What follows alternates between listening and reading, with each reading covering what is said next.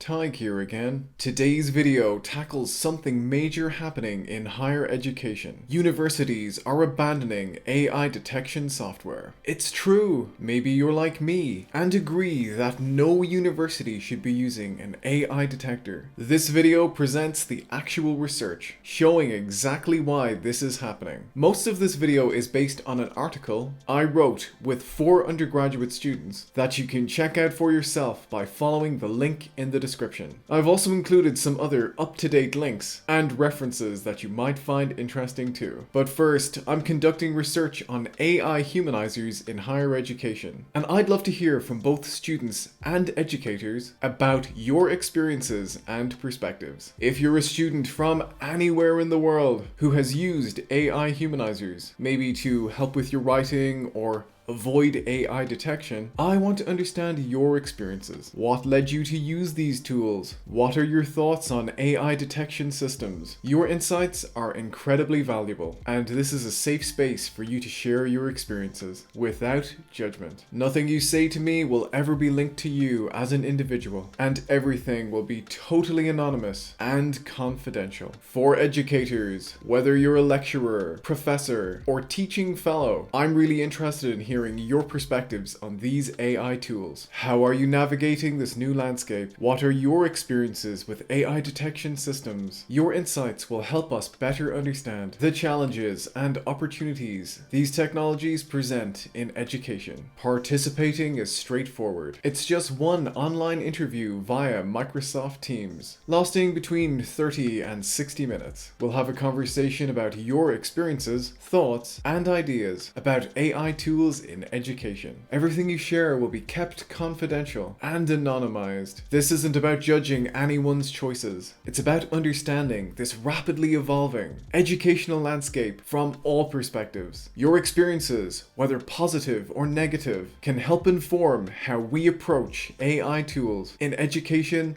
moving forward. If you're interested in participating or want to learn more, you can contact me using my email address in the video's description. I'm happy to answer any questions you might have before you decide whether to take part. This research has received ethical approval from Northumbria University, and your participation would be incredibly valuable in helping me understand this important aspect of education. Thank you for considering participating in this research. I look forward to speaking with you. Once this research is complete, I'll re-upload this video without this part. Just one more quick thing. If you're finding this channel's unbiased analysis of AI in education helpful, please support its growth by hitting like and subscribe. No affiliate links, no sponsored content, just straight facts about AI in education. Now, on with the show. As many of you know from my previous videos, testing tools like Turnitin, undetectable AI, and Rhine, AI detection isn't exactly reliable. It's not an exact science. But here's what's really interesting. Major universities are starting to agree. In the US, Vanderbilt, Michigan State, and University of Texas at Austin have already turned off or completely opted out of AI detection software. And in the UK, Durham, Cambridge, Oxford Brookes, Sheffield Hallam, Dundee, and City University London have done the same. Let's break down why, because the research is pretty shocking. First,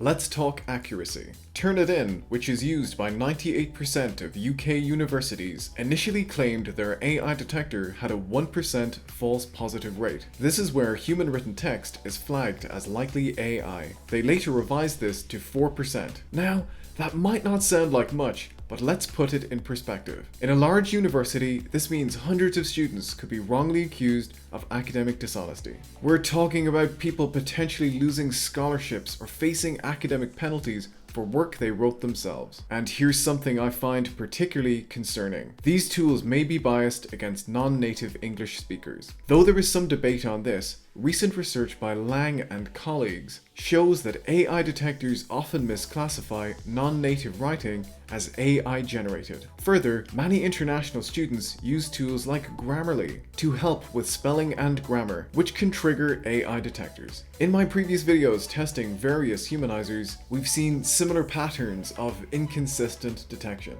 But it gets worse. Remember how in my testing videos, we saw different results from different AI detectors? Well, There's a reason for that. These algorithms are proprietary, meaning universities don't even know how they work. They're essentially using black box technology to inform serious academic integrity decisions. Now, here's where it gets really interesting. Students are fighting back. There are petitions at universities like Bedfordshire and Lancaster demanding these tools be turned off. And honestly, the students make some good points. Let me share what some undergraduates said in our article. As undergraduates who have just completed our second year, we believe that responsible and ethical use of AI should not be penalized. AI enhances our learning, creativity, and productivity, preparing us for future careers where the ability to effectively use these technologies will be essential. AI detectors, however, create unnecessary stress and worry for us. Even using AI tools for structuring our work or fine-tuning spelling or grammar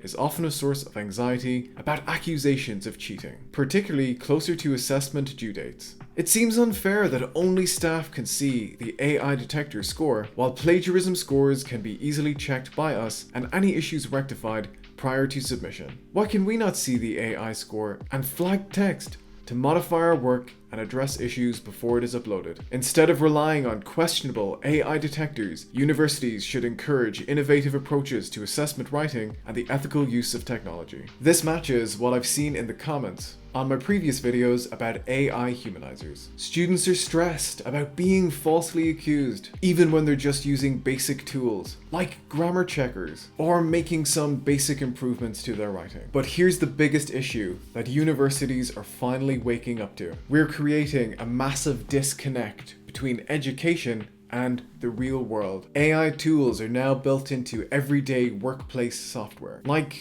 Google Drive or Microsoft Office. By banning or penalizing their use in education, we're not preparing students for the reality of their future careers. And let's be honest, as we've seen in my humanizer testing videos, this is becoming an unwinnable arms race. New tools are constantly emerging that can bypass these detectors, and detectors are responding with upgrades. And the cycle continues. The research shows that trying to detect AI use is less effective than rethinking how we assess students in the first place. So what are universities doing instead? They're shifting towards what researchers call a more constructive approach to AI in education. This includes teaching students about ethical AI use, developing AI literacy programs, crafting assessments that focus on process rather than just the final product, and encouraging students to use AI as a learning tool rather than trying to police its use. For the educators watching, this research suggests it's time to seriously reconsider the use of AI detection tools. The evidence shows they're inaccurate, biased, and potentially harmful to students' learning. Encourage your university to switch off their AI detector if they haven't already. For students watching, if your university is still using AI detection, this research provides solid evidence for why these tools should be reconsidered. The trend is clearly moving away from detection towards integration. If you're planning on starting a campaign to have AI detectors disabled at your university, and you'd like some advice or guidance, contact the email address in the channel description. I would love to help and advise you as much as I can. If you've had a positive or negative experience with AI detection at your university, let me know in the comments. I'm particularly interested in hearing from students for whom English is not their first language. If you made it to the end, remember to like this video if you haven't already. Subscribe for more insights on AI in higher education, and share it with anyone who you think it might benefit. The same applies to the article that this video summarizes. It's short and sweet, and could be interesting to those who place excessive confidence in AI detector scores. Thanks for watching, and I'll see you in the next video.